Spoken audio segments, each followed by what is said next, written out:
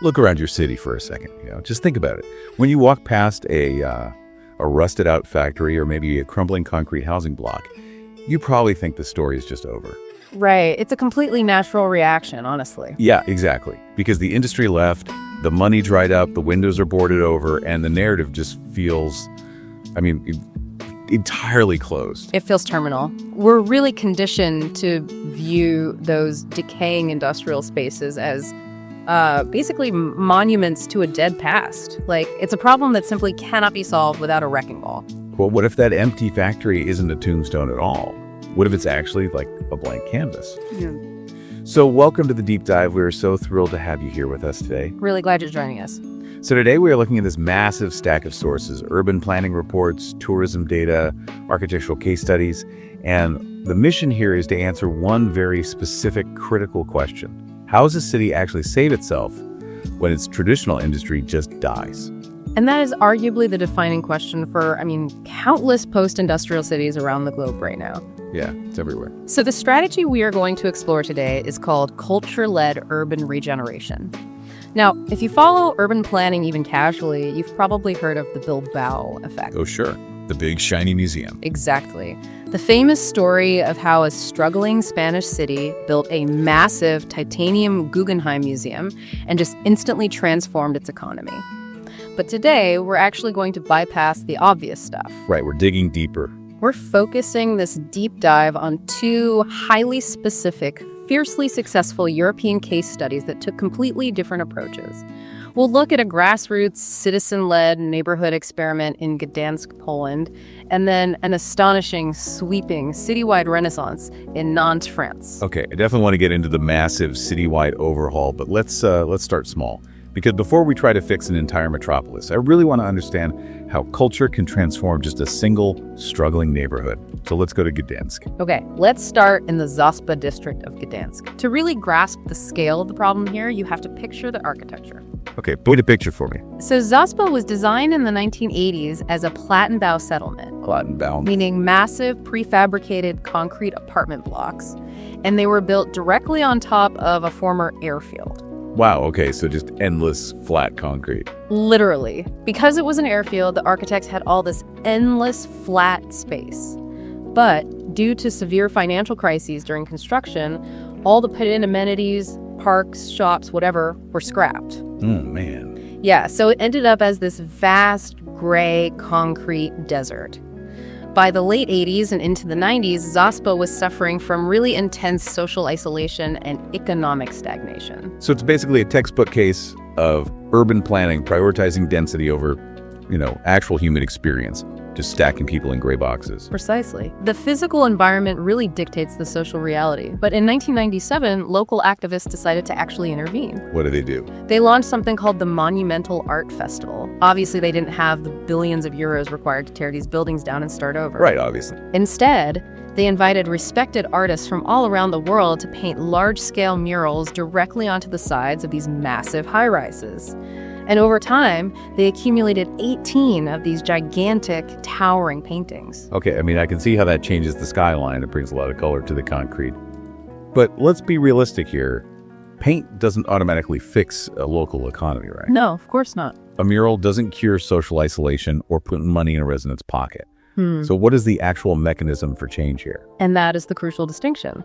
The murals were really just the spark. They were the physical infrastructure for the change. The real economic and social engine didn't start humming until 2011. Oh, so much later. Yeah. The City Cultural Institute in Gdansk conducted some research and discovered something pretty surprising. The residents of Zaspa were fiercely proud of these murals. Really? They actually liked them? Loved them. So the Institute launched this local guides program. They offered free, rigorous training to the residents. We're talking workshops on art history, urban planning, and the specific historical context of the district itself. Okay, but hold on a second. How good could a tour from just a random local actually be? Like, if I'm a tourist traveling all the way to Poland, I want an expert, right? Not just some guy who happens to live on the fourth floor. Was there any quality control? Oh, absolutely. It wasn't just a casual volunteer gig where anyone could show up. They actually had to take a comprehensive final exam. Oh, wow. Yeah. And 136 residents passed that exam to become official certified local guides. And the data from this program is honestly staggering. Between 2011 and 2015, these local residents conducted 665 walks for nearly 9,710 visitors. Okay, let's unpack this for a second because that is wild. They basically empowered the residents to become the curators of their own neighborhood. Exactly. It's like taking a giant, depressing filing cabinet of a neighborhood and turning it into an open-air museum. And the security guards aren't just guards. They are passionate local historians who actually live inside the exhibits. That captures the dynamic perfectly. And the reason those 9,700 visitors showed up, and crucially kept coming back, was the subjective nature of the tours. What do you mean by subjective? Well, these were not scripted, robotic recitations of dates and artist names. The guides wove their own personal stories, their memories of the 1980s, their daily lives, right into the history of the art. Oh, I love that. Tourists would actually take the Zaspa tour multiple times just to hear the neighborhood described from a completely different resident's perspective. That makes so much sense because it creates a real emotional connection, which builds a reputation, which then drives word-of-mouth tourism. So you're bringing outside money into a socially isolated district. Exactly. But here's the major hurdle I see with this. This worked beautifully for a single neighborhood of apartment blocks where you can train, 100 people. But how on earth does this scale up to an entire metropolis? To answer that, we really have to scale our thinking from a single neighborhood initiative to a massive top-down political mandate. Which brings us to our second case study, Nantes. Okay, let's go to France. So let's rewind to 1987. Nantes was a city suffering from severe post-industrial decline. Their massive shipyards, which had basically been the lifeblood of the city, had closed down. Ouch. The city was essentially stuck in a state of grief, just clinging to this nostalgic, melancholic vision of its lost, heavy industry. Yeah, and when a city loses its main industry, it doesn't just lose jobs, it loses its entire civic identity. Exactly, it's a psychological blow. But then, Mayor Jean-Marc Ayrault and a live theater artistic director named Jean Blaise made a radical and, frankly, highly politically risky decision. What did they do? Inspired by the early buzz of what Bilbao was doing, they decided to use culture not as some cute side project, but as the primary engine to rebuild the entire city's economy. And Jean Blaise instituted a foundational, non-negotiable rule for the city's events, starting with the massive Festival des Éléments. Okay. He said the culture must be free and it must be outdoors. Wait, I have to stop you right there. Free. How does an economically depressed city, which just lost its shipyards and presumably has a rapidly shrinking tax base, justify spending millions on free street theater? It's a huge ask. Right. If my city proposed that while the road still needed paving, the taxpayers would riot. It is a massive political gamble, no question.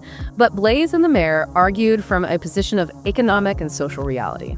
They said, look, if you put culture inside a building and charge a ticket price, you only ever reach a tiny privileged percentage of the population. That's true. By putting it in the streets for free, you force the entire city to interact with it, you break down class barriers and build immediate social cohesion, but more importantly, it functions as a macroeconomic engine. Okay, walk me through the math on that.